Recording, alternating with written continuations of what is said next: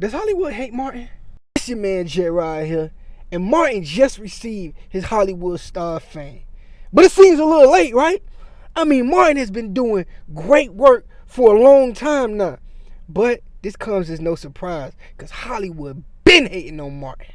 This just goes to show that Hollywood has always had it out for Martin. They didn't like that Martin always did things his way in his movie and his TV shows. Martin had a certain style and he wasn't moving from it. Many of Martin's iconic roles in movies and TV was reviewed negatively by Hollywood critics. Now, one thing they try to hold against Martin, they say that many of his movies have flopped. That is not true. Many of his movies have been successful, and the ones that did flop, they didn't promote it well enough. Classic beloved movie in black culture, A Thin Line Between Love and Hate, grossed $34 million on an $8 million budget. But guess what? The critics in Hollywood bombed this movie. They said it was a bad movie. It was horrible. Big Mama House, another iconic funny movie by Martin, was reviewed poorly by Hollywood critics. But guess what? It made $174 million on a $30 million budget. Martin can't sell what?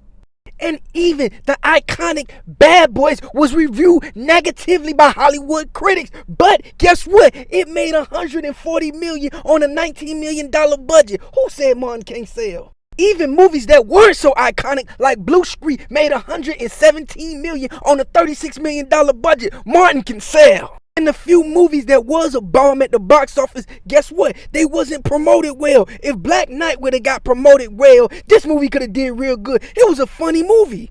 Even films that many personally didn't like was still pretty good movies, like Rebound. Yeah, it wasn't the best movie, but it still was good, but they didn't promote it well. Don't even get me started on Martin's TV career. The man made The Martin Show, one of the greatest TV shows of all time. But in normal Hollywood fashion, they shorted Martin. Don't even put The Martin Show on 100 greatest TV shows of all time, which is just absolutely nuts. But Martin handles this with class and poise. You know, he's not tripping about it. But we as fans, we know this is long overdue. Martin could have got this in the 90s. He should have got it in the 2000s. He should have got it in the 2010s. They waited till this man is 58 years old, almost 60, when he really should have got it in his 20s or his 30s. He was that iconic and that great. But nonetheless, Martin got what he deserved. Hollywood should be ashamed of themselves. But guess what? Martin is still a legend. Still one of the greatest.